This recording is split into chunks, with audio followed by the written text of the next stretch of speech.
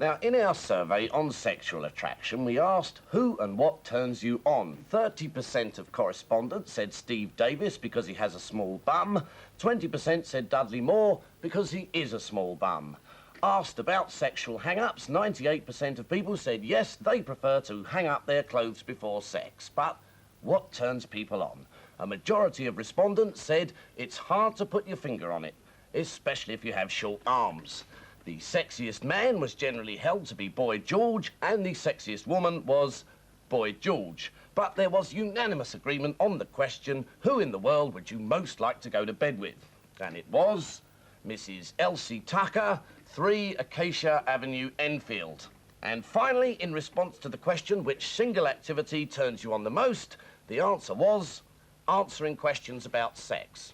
Well, at least we assume that, because 90% of our interviewers have not returned to the office. And if you're listening out there, I'd like to say, come back. It's not fair you having all the fun floating around Britain getting your leg over. What about me, stuck here alone in the office reading packages?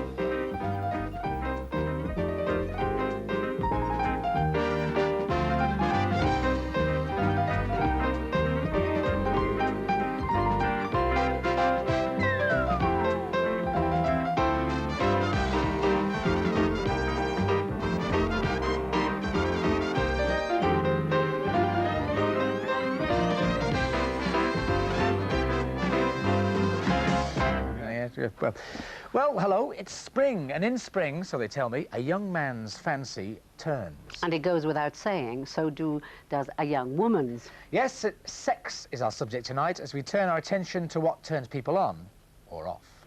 Well, here with us tonight to indulge in a little group sex talk are Graham Chapman, one of Monty Python's right-hand men, and Molly Parkin, writer and self-confessed libertine, and Molly from the same neck of the woods as me, but we never met in the woods, did we? No. We might have met in chapel. You were a chapel girl. Yeah, we might have met in chapel. Would you have worn clothes like you were wearing now when you were in chapel, Moll? Well, I always wore a hat. You wore a hat, didn't you? I wore a little hat, yeah, matching. I think that's what started the hat, the fetishism with me. Not that religion is meant to make you, start you on fetishism, is it?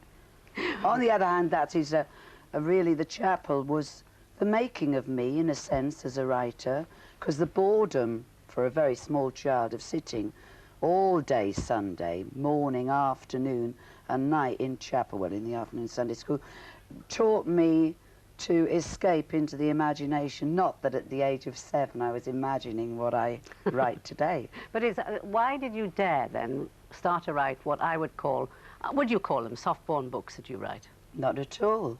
Sexy books, saucy books, well, I term books. them comic erotica, that's what I call them. But comic erotica? Yes, that's the posh term for them. And I am nothing if not an intellectual snob. And, but a lot of people just call them, yeah, plain filth. You know, I don't mind. Hard, soft-born. Doesn't matter to me what they call them. Who do you think you appeal to? Is it women or men? Well, really, initially, I was writing for myself. I mean, when I left the Sunday Times in order to write novels, why would one do that? I don't know, but I was compelled to do so in a compulsion.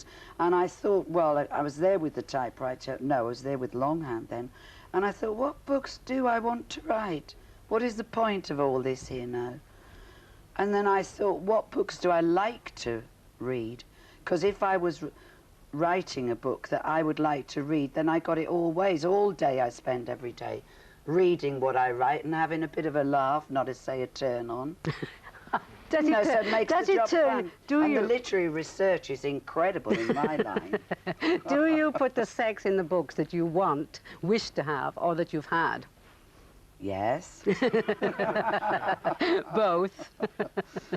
But Molly, why do you see, in a sense, you could say that sex is a private thing. Are you even evangelical? Are you evangelical about wanting to make it public? I think I'm an exhibitionist, obviously, aren't I? I mean, the books are read in private. I mean, who would want to have those covers on the tube And my daughter saw somebody reading one the other day, and I saw a bloke on the beach in St Ives reading one, and his girl was lying alongside in her bikini. And my husband, I was married at that time to one of them, and he said, that bloke's reading your book, and I could see from the cover and where he was, what was coming up next, as we say. And I said, wait for it, he's coming to it. He put the book down, he started on his girlfriend in the middle of the afternoon. She had to get her clothes on. He pulled his jeans on with difficulty, and off they went to the B&B to have it off, I assume. So I know that my stuff works. It wasn't public in our time, though, was it? We were not allowed to talk about sex, not openly. I was a virgin until I was 21, 22, and then it was only with my fiancé. What was easy about the fourth fiancé? But I had to be engaged before I would do it. Terribly ineptly. God, he was hopeless. Youth inept. Were you glad you waited? Not for him. No, but That were was you a bit of disappointment. But were you glad you waited? The one who really did it for me was James Robertson Justice. I mean, what was I, 21 then, and he was certainly over 50, but he knew what he was doing. And I was glad I waited for that. And then I went in for a series of very old men, like we're talking about 70, one was even 80, and I thought that that was wonderful. So anything that I know about sex, I was taught by experts in the latter years of their, you know, life. Mol, it's a rather Lot of foolish talking. question coming on out, but do you think you're sexually attractive to men? Irresistible, I should say. No, really. I don't know. I mean, I got the sexual appeal of somebody like Piaf. You know, nothing is in the right place. The body's seen, not to say the body's seen better days. The whole thing, the too short in the leg, hair crucified by chemicals over the years, too much makeup. But there must be some, I think it's energy. So Edith Piaf, whatever she looked like, completely wrecked, wasn't she, most of the time, could still get whoever she put her sights on. And I got that feeling now that it's probably true with me. Chapman, let me put that same question to you. I mean, looking from this distance, all your parts seem to be in the right place, but do you consider yourself sexually attractive? Well, the results are quite reasonable and quite frequent, so I suppose there must be something there. But I think this attraction might be something to do with smell, you know, odour. Perhaps that's the secret, because I'm getting pretty turned on here, I can tell you. Well, I was going to come to the accoutrements of sex and sexual attraction a bit later, but because I'm interested to know who attracts you. Is there a type? No, there's quite a variety, really, actually. Give me a few examples. Distressing. What, names? You want names? They would mean nothing to you. I haven't been to bed with James Robertson Justice at all, you see. So, couldn't really give you any exciting names. Types. I suppose mostly, as opposed to older people, I tend to go for the younger age group, really, rather than older ones. Perhaps that's because I don't know, I was born middle-aged, really.